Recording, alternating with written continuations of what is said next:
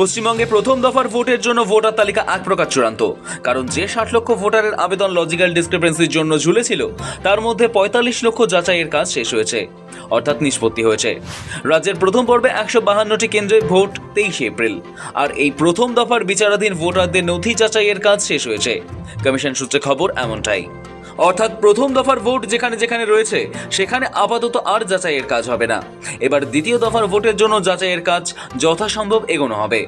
অথচ এখনো পর্যন্ত বাংলা থেকে মোট কত ভোটার যোগ্য তকমা পেলেন, কত নাম বাদ গেল, তার কোনো পূর্ণাঙ্গ তথ্যই নেই।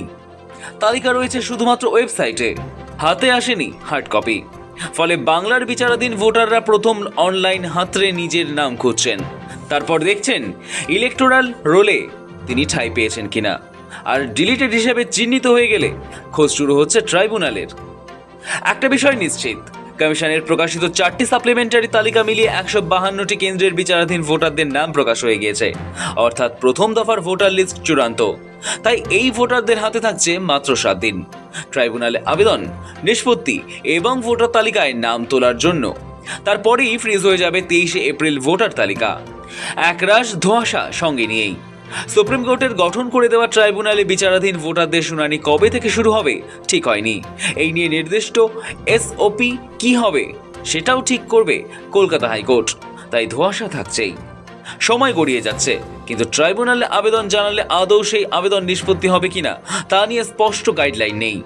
শুধু তাই নয়, ভোটার তালিকা ফ্রিজ হয়ে যাওয়ার পর বাদ পড়া কোনো ভোটার যদি যোগ্য বলে ট্রাইব্যুনালের বিবেচিত হন, তাহলেও এবারের নির্বাচনে তার ভোটাধিকার থাকবে কিনা সে ব্যাপারে কমিশনের স্পষ্ট নির্দেশিকা নেই। এদিকে প্রথম দফার ভোটের জন্য মনোনয়ন জমা দেওয়ার প্রক্রিয়া সোমবার থেকে শুরু হয়েছে। মনোনয়ন জমা নেওয়ার শেষ দিন হলো 6 এপ্রিল। সেই কারণেই প্রথম দফার জন্য লজিক্যাল ডিসক্রিপেন্সির তালিকা আর যাচাইয়ের কাজ হবে না বলে কমিশন সূত্রে জানা গিয়েছে। বাংলায় প্রথম দফায় ভোট হবে গোটা উত্তরবঙ্গে, সেই সঙ্গে 2 মেদিনীপুর রাজ্যের পশ্চিমাঞ্চলে ভোট গ্রহণ হবে প্রথম দফায়, অর্থাৎ 23 এপ্রিল। তবে 45 লক্ষ আবেদন যাচাই হলেও এখনো পর্যন্ত 38 লক্ষ ভোটারের নাম সাপ্লিমেন্টারি তালিকায় উঠেছে। হিসেব মতো তার মধ্যে 45% ভোটার তথা আবেদন অযোগ্য বলে বিবেচিত হয়েছে, অর্থাৎ 38 লক্ষের মধ্যে কম বেশি 21 লক্ষের নাম ভোটার তালিকায় উঠেছে।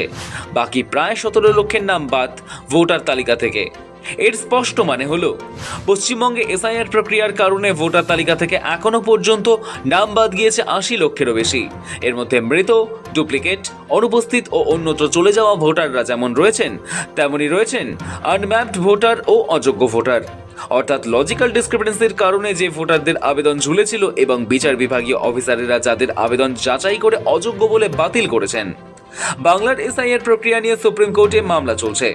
সুপ্রিম কোর্টের নির্দেশেই লজিক্যাল ডিসক্রিপেন্সির তালিকায় থাকা 60 লক্ষ আবেদন জুডিশিয়াল অফিসারদের দিয়ে যাচাই করা হয়েছে। এর পরেও প্রশ্ন থেকে যাচ্ছে, একজন যোগ্য ভোটারের নামও যদি বাদ যায় তাহলে কি নির্বাচন হওয়া সম্ভব? সূত্র বলছে এটা স্থির করার প্রক্রিয়া একমাত্র কমিশনেই রয়েছে। একবার ভোট ঘোষণা হয়ে গিয়েছে, এরপর তা আর আটকাবে না। আবার অনেকে মনে করছেন এখনই চূড়ান্ত বলা যাচ্ছে না। এটা ঠিকই, নির্বাচন কমিশন একবার ভোট ঘোষণা করে দেওয়ার পর সুপ্রিম কোর্ট তাতে হস্তক্ষেপ করছে এমন নজির নেই। তবে এক্ষেত্রে দেখার শীর্ষ আদালত বিষয়টিকে কিভাবে ব্যাখ্যা করে। ব্যুরো রিপোর্ট, সময়, কলকাতা।